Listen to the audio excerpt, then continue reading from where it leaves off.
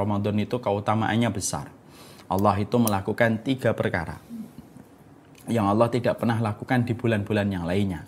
Allah tidak pernah lakukan 3 perkara ini pada bulan Safar, pada bulan Rabiul Awal, pada bulan Rabiul Tsani, pada bulan Dzulhijjah, pada bulan Dzulhijjah, pada bulan Muharram. Tidak pernah Allah lakukan 3 perkara ini.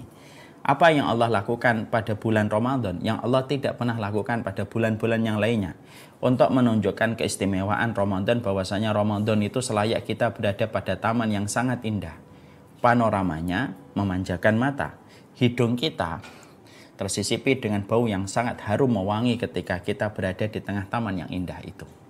Apa 3 perkara yang Allah tidak lakukan kecuali hanya di bulan Ramadan? 1, yaitu adalah ketika Allah membuka 8 pintu surga. Allah tutup pintu neraka dan Allah kerangkeng setan. Dan pada saat dan kemudian Allah kerangkeng setan, maka pada saat itulah Allah mengistimewakan bulan Ramadan yang Allah tidak pernah istimewakan keistimewaan yang semacam ini kecuali hanya di bulan Ramadan. Makanya kita merasakan bagaimana aroma ketaatan sangat terasa ketika kita di bulan Ramadan. Sampai banyak orang mereka senang sekali kalau kemudian mereka itu menjalani Ramadan. Yang asalnya tidak ke masjid, banyak yang ke masjid. Yang asalnya tidak membaca Quran, kemudian membaca Al-Quran.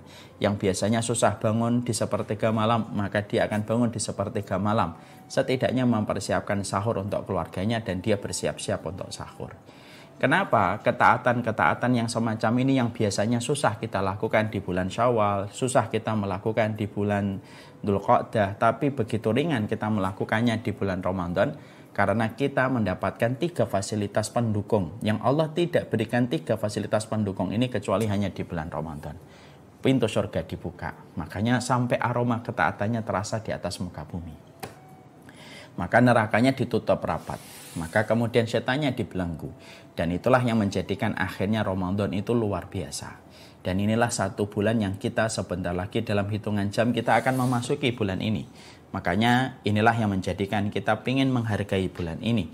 Karena sesungguhnya tidak ada para ulama terdahulu yang solih sampai mereka meminta dipanjangkan umur, kecuali mereka meminta dipanjangkan umur hanya untuk sampai di bulan Ramadan. Karena mereka tahu keutamaan Ramadan yang begitu besar dan begitu dahsyat.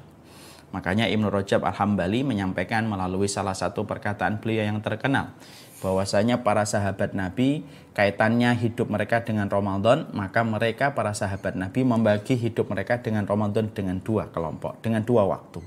Pada waktu 6 bulan sebelum datangnya Ramadan, mereka sudah meminta supaya mereka itu disampaikan di bulan Ramadan. Mereka sudah meminta Allahumma salimni ila Ramadan, wa salim li Ramadan, wa tasallam humini mutaqabbala. Ya Allah, sehatkanlah saya sampai di bulan Ramadan, hantarkanlah Ramadan untuk saya, dan jadikanlah amal saya diterima di bulan Ramadan. Dan mereka sudah berdoa dengan doa semacam itu 6 bulan sebelum datangnya Ramadan. Kenapa mereka sangat sensitif terhadap baunya Ramadan? Karena hati apabila sudah jatuh cinta kepada surga, maka hati yang sudah jatuh cinta kepada surga sensitif terhadap baunya Ramadan. Karena hati itu tahu tidak ada waktu yang paling cepat menghantarkan dia kepada surganya Allah sebagaimana dia telah jatuh cinta, kecuali itu bulan Ramadan.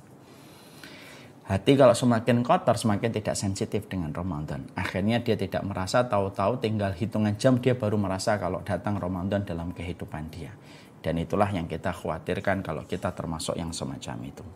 Makanya Masya Allah mereka sampai meminta 6 bulan sebelum datangnya Ramadan, mereka sudah meminta supaya disampaikan Ramadan. Setelah mereka memasuki Ramadan dan ditinggalkan Ramadan, tidak ada doa yang paling sering mereka panjatkan kecuali adalah mereka meminta supaya amal mereka diterima di bulan Ramadan. Dan itu menunjukkan kepada kita tidak ada 1 bulan yang luar biasa dengan 3 fasilitas pendukung yang Allah tidak berikan. 3 fasilitas pendukung ini kecuali hanya di bulan Ramadan. Makanya inilah yang menjadikan kita pingin sekali untuk memaknai Ramadan kita, supaya Ramadan kita bukan hanya apa adanya, supaya Ramadan kita tidak ala kadarnya. Dan kalau dengan judul orang di luar sering berkata, andai ini Ramadanku yang terakhir. Tapi kita pingin supaya Ramadan kita betul-betul bermakna, dan kita pingin menggapai keutamaan Ramadan. Dan sesungguhnya ketika kita menggapai keutamaan Ramadan, berarti ada usaha yang keras ketika kita pingin mendapatkannya.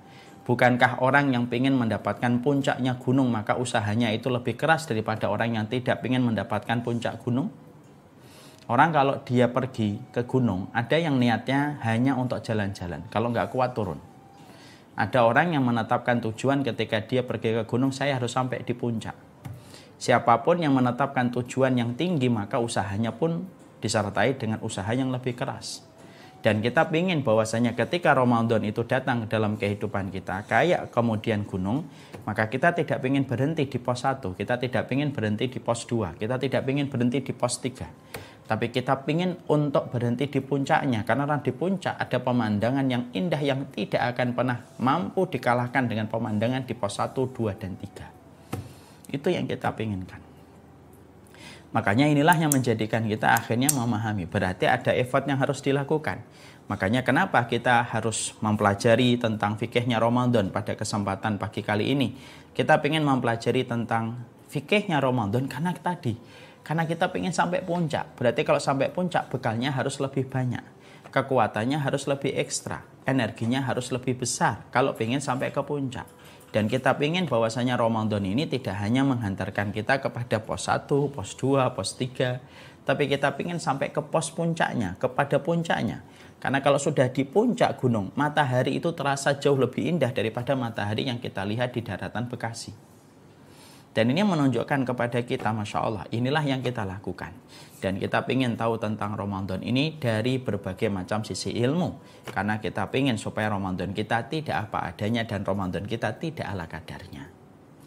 Sebelum kita membahas apa saja ilmu yang kita bahas tentang ini, maka kita harus membahas dulu apa sih keutamaan Ramadan, Ustadz.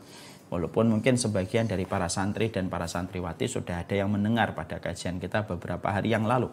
Tapi tidak apa-apa, saya ulang kembali setidaknya mengingatkan. Keutamaan Ramadan ini harus kita paham. Karena nilainya Ramadan akan kita hargai ketika kita mengetahui nilai keutamaan Ramadan itu. Kenapa ada orang mereka tidak menghargai Ramadan? Simpel. Karena dia tidak mengetahui nilainya Ramadan. Dan kita ingin sekali bahwasanya kita ingin mengetahui nilainya Ramadan. Nilainya Ramadan itu apa? Nilainya Ramadan itu setidaknya ada 2. Yang pertama, Allah melipat gandakan setiap amal yang dilakukan di bulan Ramadan, di mana Allah tidak pernah melipat gandakan itu kecuali hanya di bulan Ramadan, karena Ramadan itu prime time-nya kita melakukan ketaatan. Saking besarnya ketaatan yang dilipat gandakan oleh Allah ketika manusia mengerjakan ketaatan itu di bulan Ramadan, Allah merahasiakan dan Allah tidak pernah menceritakan berapa kali Allah melipat gandakan, saking gedenya pahala yang menanti bagi mereka yang beramal di bulan Ramadan. Jadi tidak ada waktu investasi yang paling tepat dan tidak ada waktu investasi yang paling luar biasa kecuali adalah ketika kita di bulan Ramadan. Ingat ya, ilustrasinya, kita ini kayak produsen.